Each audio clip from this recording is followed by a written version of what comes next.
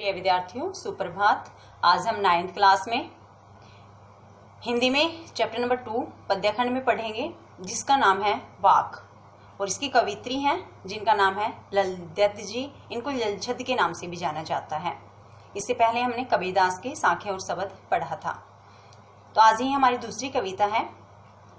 इस कविता का नाम है वाक। वाक का क्या अर्थ होता है, जिसे ये शब्द हमने पहली बार पढ़ा है।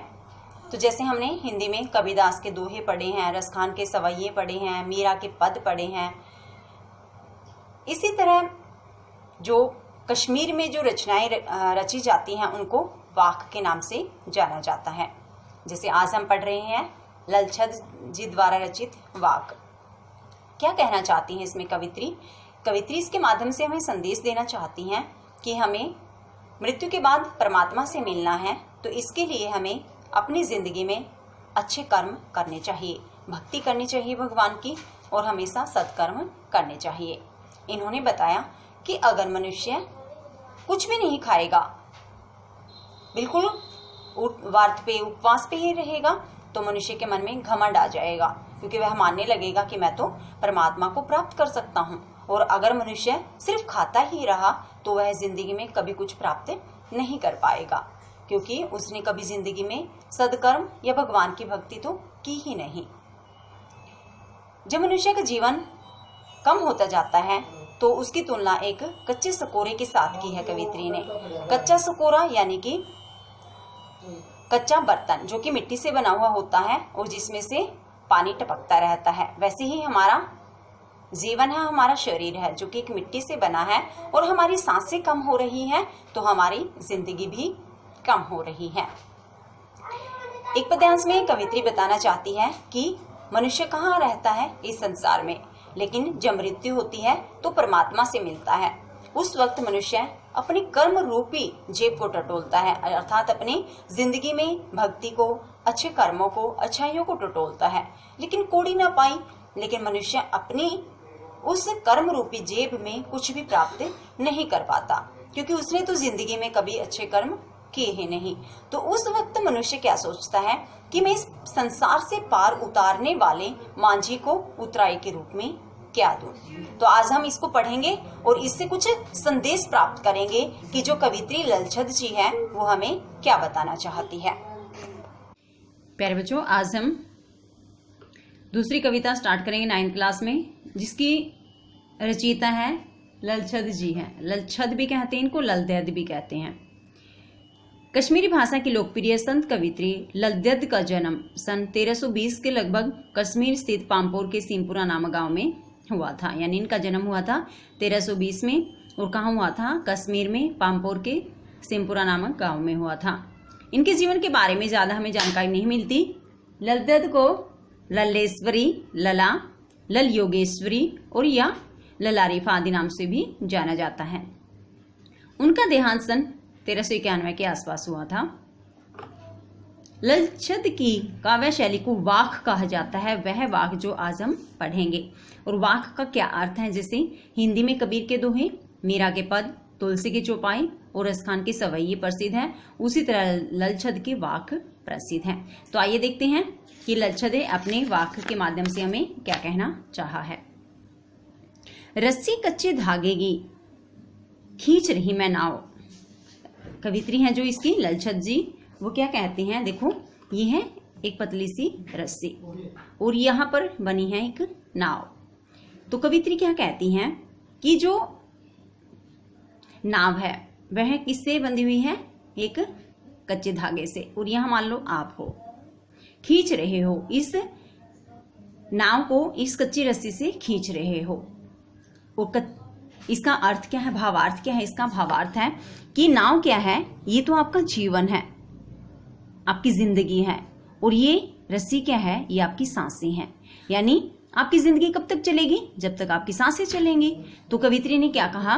रस्सी कच्चे धागे की खींच रही मैं नाव, कि मेरी तो सांसें रूपी जो रस्सी है वह बड़ी ही कच्ची है, और उससे मैं जीवन रूपी नौका को खींच रही हूँ। जाने कब सुन मेरी पुकार, करें देव भव सागर पार। पता नहीं भगवान मेरी पुकार कब सुनेंगे और मुझे इस संसार रूपी सागर से पार उतारेंगे। आई होप आपको ये समझ आ गया होगा। सेकंड देखते हैं, पानी टपके कच्चे सकोरे। पानी टपके, एक जैसे सकोरा होता है कटोरे टाइप का, मान लो ऐसा ये है वो, ठीक है। तो इससे क्या है, इससे नीचे पानी टपक रहा है, यानी कि फूटा हुआ है।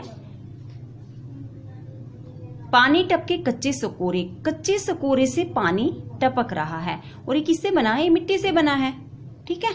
और इसके माध्यम से क्या कहना चाहती है कवित्री, कवित्री कहना चाहती है कि हमारा जीवन क्या है, एक कच्चे सकोरे के समान है और इससे सांसें कम हो रही हैं। पानी टपक रहा है ना सकोरे से, तो इससे हमारी सांसें क्या है, हमारी जिंदगी कम होती जा रही है। व्यर्थ प्रयास हो रहे मेरे, और मैं अपने भगवान को प्राप्त करने के जितने भी प्रयास करती हूँ, मेरे सारे ही प्रयास व्यर्थ हो जाते हैं।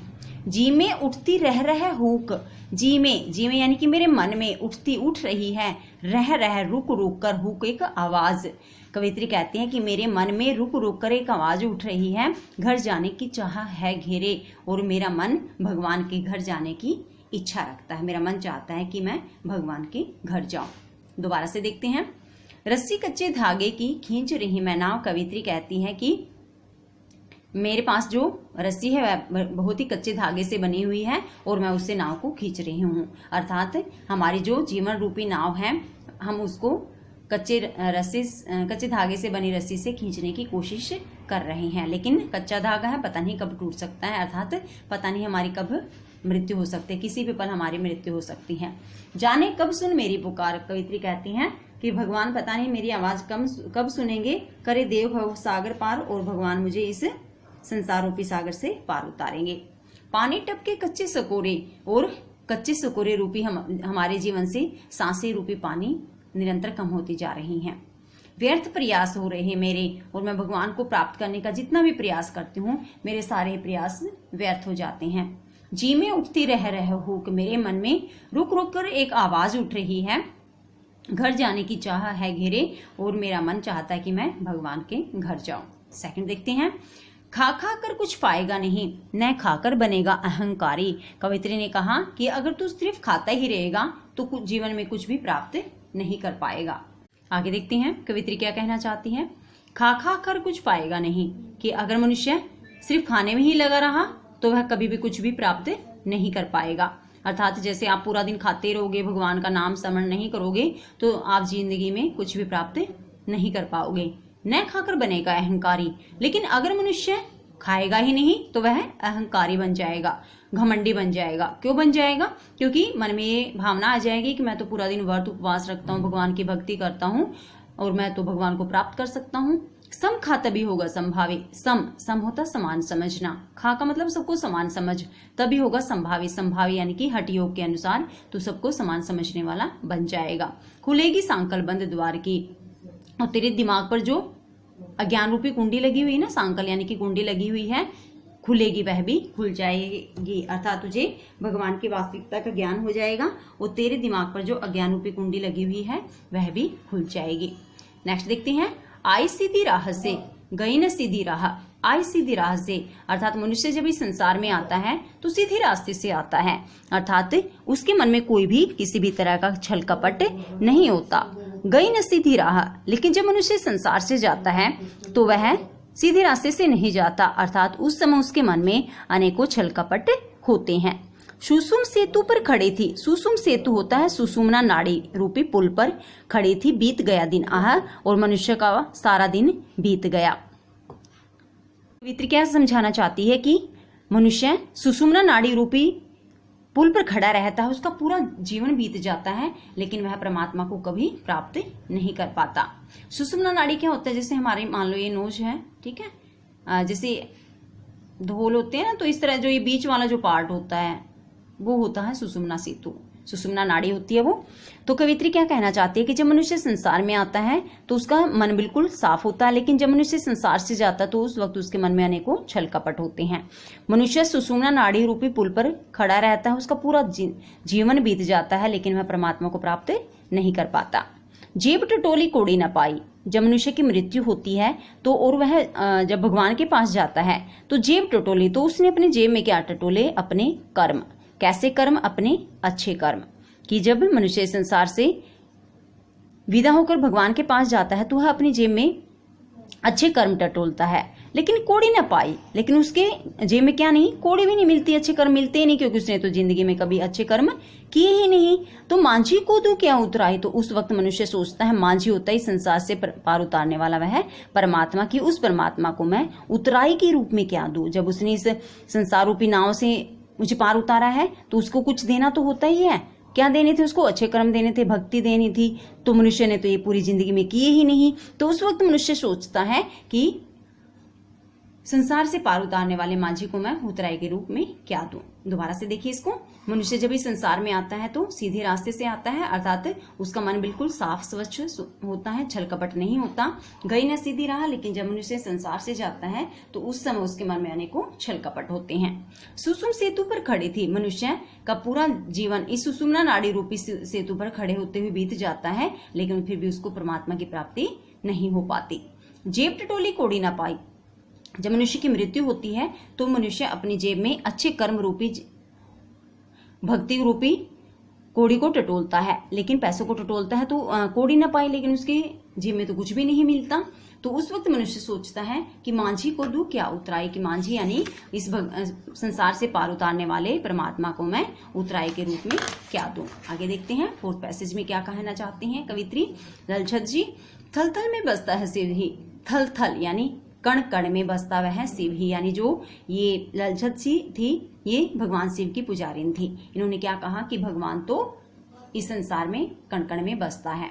भेद न कर क्या हिंदू मुसलमान, लेकिन क्या हिंदू है और क्या मुसलमान, तो इस चीज में भेद मत कर, अर्थात तो सभी मनुष्यों को एक समान समझ। ज्ञानी है तो स्वयं को जान, अगर तू सच में ही ज्ञानी है, तेरे अंदर ज्ञान है, तो सबसे पहले तू अपने आप को जान, वही है साहिब से पहचान। और अगर तूने अपने आप को जान लिया तो साहिब यानी कि तू उस परमात्मा को भी पहचान लेगा। दोबारा से देखते हैं, कवित्री ने कहा कि जो भगवान शिव है वो कण कण में बसते हैं, इसलिए क्या हिंदू और क्या मुसलमान, हमें इस बात में भेद नहीं करना चाहिए। अगर तू सच में ही ज्ञानी है तो सबसे पहले तू अपने आप को जान, और अगर तूने अपने आप को जान लिया तो वही उस साहिब से पहचान है।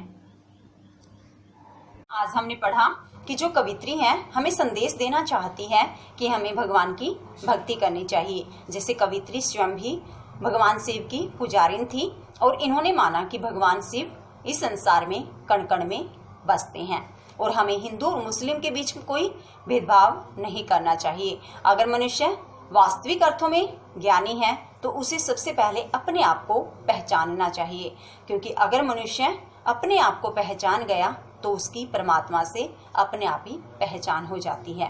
क्योंकि मनुष्य अगर कोई गलती करता है तो उसका मन उस बात को बहुत अच्छे से जानता है, चाहे दूसरे उसके द्वारा की गई उस गलती को भले ही क्यों न जानते हों, लेकिन फिर भी मनुष्य का मन उस वास्तविकता को बहुत अच्छे से जानता है।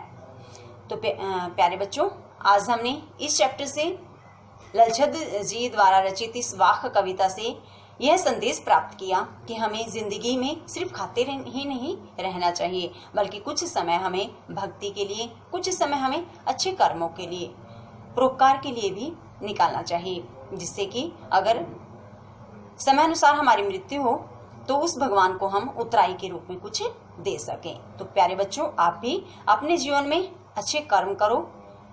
आपके लिए भक्ति यही है कि आप अपने से बड़ों के कहे अनुसार चलो। आपके अध्यापक, आपके परिवार के बड़े सदस्य जो आपको कहते हैं, आप उनके कहे अनुसार चलोगे तो वही आपकी भक्ति होगी और वही आपके अच्छे कर्म होंगे। साथ ही जो आपका स्कूल का गृह कार्य मिलता है उसको समय अनुसार आपको निपटाना है। प्यारे बच्चों, आज का हमारा गृह कार्य है कि इस कविता को हमें बहुत अच्छे से रीड करना है और इनके सरलार्थ अपने नोटबुक में राइट करने हैं। धन्यवाद। आपका दिन शुभ हो।